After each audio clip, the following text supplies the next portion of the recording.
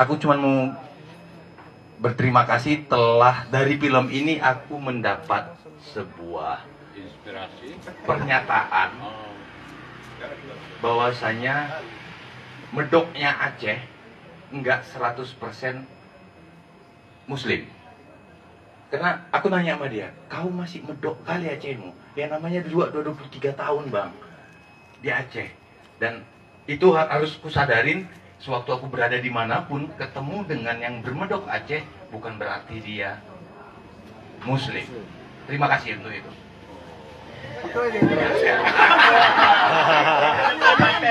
Oke, itu kata terima kasih, cuma ada pesan yang ditangkap. Jadi Bang Rido tadi bilang biar direkam si John. Ada bukti pernah bertanya masuk di lampiran. Nah, itu dia. oke, ternyata tadi bukan pertanyaan, cuma tadi ada pesan dari Bang Rido yang enak-enak itu tinggal bilang sama Bang John kalau nggak mau kopi atau teh manis. Ada yang enak tinggal bilang ke Bang John. Masih ada itu Bang John ya. Itu dia. Satu pertanyaan lagi buat kawan-kawan yang di sana. Oke.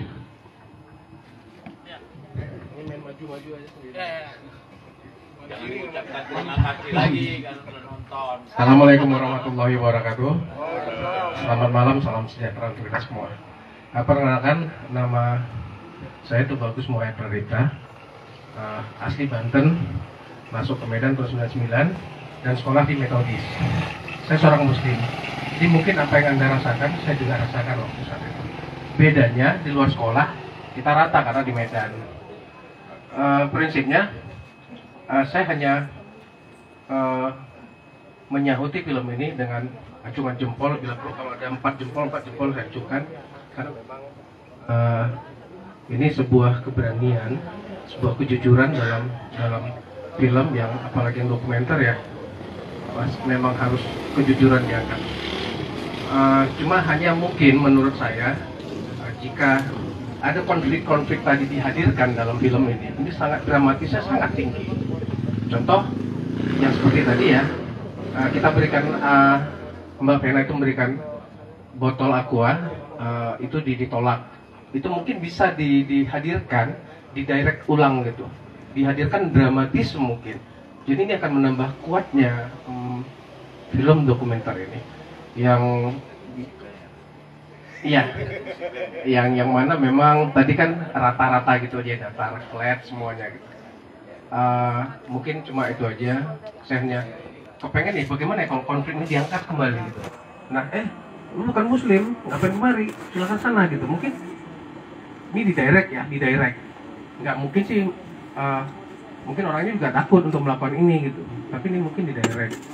Dan saya percaya kalau ini kita tonton dengan yang tadi kita tonton, pasti nilainya lebih dan lebih. Tapi apapun yang sudah dilakukan, itu kita ucapkan terima kasih. Kita dapat ilmu juga bahwa perbedaan bukan berarti harus dihabisi gitu ya sebenarnya. Hanya mungkin karena tadi tuh saya anggap dramatisnya kurang diangkat, jadi seolah-olah yang diangkat adalah tidak balance juga gitu. Jadi mungkin ke depan saya juga pengen loh ini film diulang lagi dengan konflik-konflik yang ada gitu. Ya mungkin Pak IGD juga Mas Basri juga akan beda nanti persepsinya ke film tersebut. Tapi begitupun apapun yang sudah terjadi, saya tetap acungkan jempol dan terima kasih sudah memberi masukan ke kita. Mungkin itu aja. Assalamualaikum warahmatullahi wabarakatuh. Selamat malam. oke.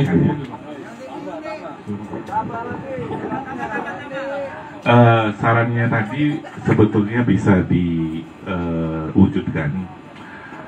Kalau pernah nonton film pemenang FFI 2013, judulnya Split Mind, itu tokohnya adalah tokoh yang hanya cerita saja. Saya Venanya cerita. Pada saat dia dalam posisi wawancara dicerita, tapi semua ceritanya divisualisasi dengan cara reenactment seperti cara dia. adegan itu dibuat semuanya. Tapi karena tokohnya hadir dan bercerita tentang apa yang dia alami, itu sah sebagai film dokumenter. Gitu. Jadi kamu nggak usah seperti yang sekarang. Kamu ngobrol aja. Saya dibeginikan, begini itu hadirkan itu. Jadi buat teman-teman yang bikin film dokumenter dengan kasus seperti itu, ada contoh film dokumenter yang bagus dan menang Citra 2013 dengan itu ceritanya tentang schizofren. Seorang schizofrenia yang oleh keluarganya dipaksa masuk pesantren agar berobat di pesantren, sehingga di pesantren dia diguyur dan diguyur air sumur yang mujarab katanya, plus disuruh minum air kelapa hijau apa-apa, bukannya tambah sehat, tapi dia malah tambah sakit. Nah, sampai perjalanan dia jatuh bangun sehingga ujung-ujungnya dia memang harus berobat ke rumah sakit dengan perawatan yang khusus. Nah, justru setelah itu dia bisa mengontrol sakit schizofrenia itu, tidak sembuh tapi dia bisa kontrol dengan obat.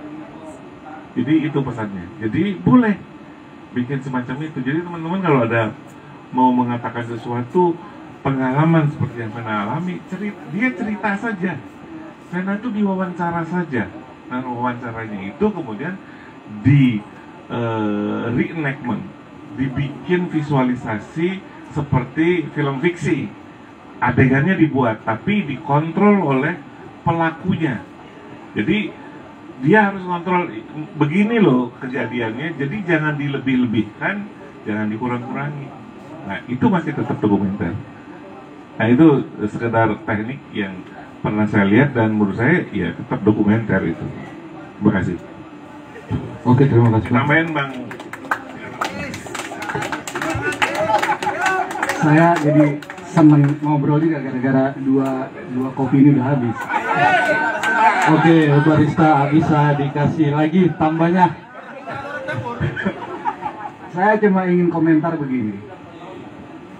Satu hal yang saya percaya, ketika kita menyelesaikan film itu dan film itu dipublish, itu adalah seorang anak yang lahir dan merdeka. Artinya kita selesai melahirkan dia. Dan anak itu merdeka dengan sendirinya. Dia berkomunikasi dengan publiknya. Silakan publik merespon seperti apa. Seorang sutradara selesai melahirkan, silakan karya itu berkomunikasilah dengan siapapun dengan seluas-luasnya. Jadi ini penyakit kita. Ketika kita kalau merasakan sebagai pembuat film, komunitas film, lalu memberi masukan-masukan yang banyak, hingga akhirnya pusing juga si sutradara yang sedang diskusi seperti ini gitu kan. Karena kepala masing-masing punya isi masing-masing. Itu yang harus kita hargai. Saya sangat menghormati setiap karya yang dilahirkan oleh seseorang. Itu adalah takdir. Dan takdir itu harus kita hormati. Bagaimana dia berkomunikasi dengan publiknya, itulah kesempatan dia yang betul-betul hari ini yang tadi saya berkali-kali saya mengingatkan bahwa film itu adalah mungkin ya barangkali saya salah atau kurang tepat, itu adalah healing, itulah pengobatan diri yang dilakukan oleh Vena. Itu satu. Kedua, yang saya lihat mungkin saya salah, tapi itu adalah ruang ekspresi seorang Vena mengekspresikan diri. Dia lepaskan semua unek-unek dia sepanjang usia. Itu yang harus kita hormati. Kalau bicara proses kreatif, masing-masing punya rumusannya. Jangan sampai kita berdiskusi di ranah itu ketika film itu sudah lahir dipublish. Harapan saya begitu, agar kita tetap produktif. Dan satu poin yang mesti saya sampaikan kepada kawan-kawan yang kita berada di rumah yang bersama, ketika kita bicara karya ini adalah karya, ini adalah ruang ekspresi kita sebebas-bebasnya. Dan kalau kita bicara karya ini adalah karya film dokumenter, poinnya yang mesti kita pegang adalah Base yang kita angkat adalah fakta dan realita. Mau jungkir balik gayanya, mau ceritanya dari mana ke mana, itu urusan si pembuat. Selama itu adalah berdasarkan fakta dan realita, itulah dokumenter. Silahkan aja, mau bikin kayak gimana, mau jungkir balik, itu hak si pembuat. Tapi ketika kita melihat itu adalah kejujuran si pembuat, itu yang harus kita apresiasi. Ketika kita bicara standar kompetensi kerja, itu hal yang lain. Ini sekalian gitu kan, sekalian saya menyampaikan.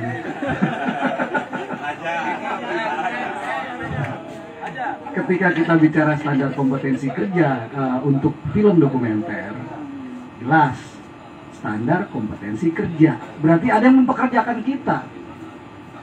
Itu hal yang berbeda. Ruang kekaryaan kita itu ada pembaginya, ada orang yang memberi pekerjaan ke kita. Maka dari itu ada timeline produksi, ada batasan budget, dan seterusnya. Jangan sampai kita tekor bandar. Itu kan standar kompetensi kerja gitu. Jadi ada dua hal yang mesti kita sadari sebagai kreator film dokumenter. Kapan kita berkarya, tunjukkan seperti Vena, appreciate karyanya. Kapan kita bekerja untuk lembaga atau siapapun yang mempekerjakan kita, kita melakukan kegiatan-kegiatan yang profesional. Timelinenya dijaga, kualitasnya juga sesuai order yang diharapkan. Itu aja sih. Sekali lagi saya menyatakan itu, bahwa jangan sampai ketika kita melihat karya teman kita sendiri, akhirnya asik berdiskusi dengan kepala masing-masing. Hingga akhirnya hanya kita aja nih yang asik nih. Sementara film itu tidak berputar kepada masyarakat yang lebih luas lagi yang menikmati karya film dokumenter. Hari ini harapannya kita ini bisa memasyarakatkan film dokumenter. Film dokumenter itu banyak gayanya. Basicnya jelas, fakta dan realita. Itu aja sih. Artinya yang penting teknis sudah paham. Megang kamera udah bener, megang sound udah bener, ngedit udah bener. Isinya seperti apa, jungkir balik, itu haknya si pembuat. Ketika itu dipublish, selesai dia lahir. Hargai dia sebagai karya yang merupakan takdir ilahi. Itu aja dari saya. Terima kasih. Oke, terima kasih buat semuanya. Jadi udah agak jam 23.52. Sudah ditambah juga kopinya. Lebih enak sharingnya masing-masing tanpa ada pemandu kan gitu. Jadi ada beberapa tadi yang itu dijelaskan oleh kesulitan menentukan alur, jangan diperumit, natural, bagaimana memasyarakatkan film dokumenter, bagaimana menyesuaikan dengan fakta dan realita, dan bagaimana tetap berkarya. Seperti itu, sekali lagi saya ingatkan bahwa bagi kita di sana, jika ada yang mau membeli baju ADN Gorda Medan, bisa hubungi Bang John Power. Terima kasih buat Literasi Kopi, terima kasih buat karena masih belum jam 12 dan boleh merokok di sini. Aku kebiasaan di sana tadi nggak boleh merokok, karena masih bisa boleh merokok. Ada yang mau ditambahin katanya? Jadi ada satu pesan yang saya kemarin juga udah berapa kali pemutaran lupa menyampaikannya karena saking pas ditanya tuh kebawa emosi, kebawa perasaan. Jadi ada satu pesan yang sangat penting sebenarnya karena ini menyangkut dengan kenapa karya ini hadir, dan saya akhirnya bersikeras untuk mempertahankan ini tetap harus dibuat filmnya walaupun saya mengorbankan diri sendiri. Sebenarnya dimulai dari pertama, film minor ini memang menceritakan tentang minoritas yang ada di Aceh, khususnya di agama, di dalam lingkup agama. Tapi sebenarnya kalau kita lihat, saya buat film ini bukan berarti saya mau ngomongin masalah agamanya. Bukan agamanya. Memang saya posisinya sekarang sebagai minoritas Katolik di Aceh yang mayoritasnya Islam, saya hanya baru sanggup berbicara tentang toleransi dan minoritas yang ada di mayoritas itu dalam lingkup agama. Baru sanggup. Tapi saya sudah teman-teman saya merasakan minoritas itu tidak hanya di lingkup agama, ras, budaya, suku, itu semua ada. Bahkan untuk kawan-kawan kita yang disabilitas di daerah-daerah tertentu itu juga menjadi minor. Makanya kenapa judul film ini saya angkat minor, diambil dari kata minoritas, dan saya baru sanggup mengatakan itu dari sisi agama, dan itu masih sangat banyak sekali. Dan saya dapat curhatan dari teman-teman yang Islam di luar negeri, bagaimana dia didiskriminasi secara tidak langsung juga. Jadi sebenarnya saya mau berbicara tentang toleransinya. Jadi sebenarnya ada yang tidak beres dengan kita sebagai manusia yang mengatakan kita ini sudah toleransi, itu ada yang tidak beres dengan itu sebenarnya. Apa sebenarnya toleransi itu? Toleransi itu bukan masalah kita tidak mengizinkan ibadah suatu agama, bukan kita tidak memukul, bukan masalah kita, itu benar, itu juga suatu tindakan yang intoleran. Tapi ada hal-hal kecil di mana yang kita sering sekali tidak sadar. Contoh ya, kita membilang kepada teman kita yang beragama lain, kamu begini, kamu jilbabnya gini, kenapa kamu nggak pakai jilbab? Ya itu hal-hal yang bercanda, itu tuh sebenarnya kita tuh tidak menerima teman kita seperti apa adanya. Nah di situ tuh yang buat saya jadi tetap kekeh, akhirnya udah saya ngomongin, dan saya sanggup hanya di bagian lingkup keagamaan. Makanya karena saya juga berada di posisi itu, Aceh juga terkenal dengan, dan saya melihat peluang. Saya melihat peluang Aceh besar dengan syariat Islamnya, minoritasnya tidak pernah diangkat. Saya melihat peluang, makanya saya memilih tema ataupun ranah dalam toleransi agama. Tapi sebenarnya itu cukup banyak, dan itu terjadi di semua daerah, banyak. Saya pernah ke Samosir juga ada di situ minoritasnya Islam, dan saya pernah bicara-bicara juga dengan orang Muslim di sana, pernah merasakan apa yang saya rasakan. Jadi itu yang membuat saya akhirnya tetap harus diangkat, walaupun akhirnya saya mengorbankan diri saya sendiri. Dari disinilah memulai saya berharap kepada teman-teman sekalian, kita sebagai dokumenter, semoga bisa lahir karya-karya yang tidak harus membuat mereka menjadi berubah hidupnya jadi lebih baik, tidak. Setidaknya kita peduli dengan mereka, kita peduli dengan cerita-cerita seperti ini. Jadi nggak perlu berbicara di ranah pengadilan, hukum dan segala macam. Karya kita setidaknya bisa menyuarakan isi hati dia, begitu. Mungkin itu yang saya berkali-kali kelewatan untuk menyampaikan. Makanya kenapa judul film ini pun jadi minor, yaitu saya tidak menyudutkan dia ke agamanya. Cuman isu itu mengapa saya harus angkat, karena di luar pun yang menjadi minor, ya seperti misalkan non-muslim atau muslim di Papua.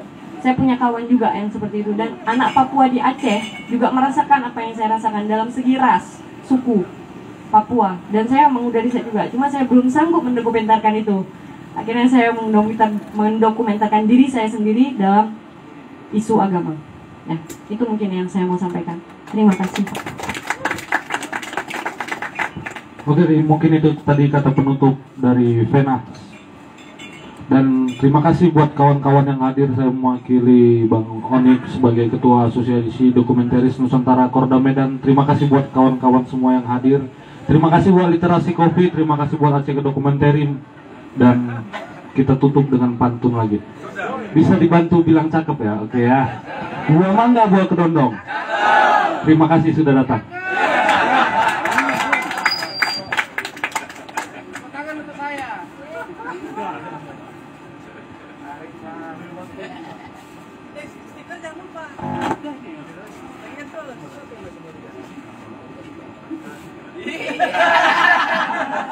Kokenya mana kokenya? Ngomong 2 kali dapat stiker 2 kali. Double bang. Stiker, jangan lupa stiker. Lihat film yang bicara ya.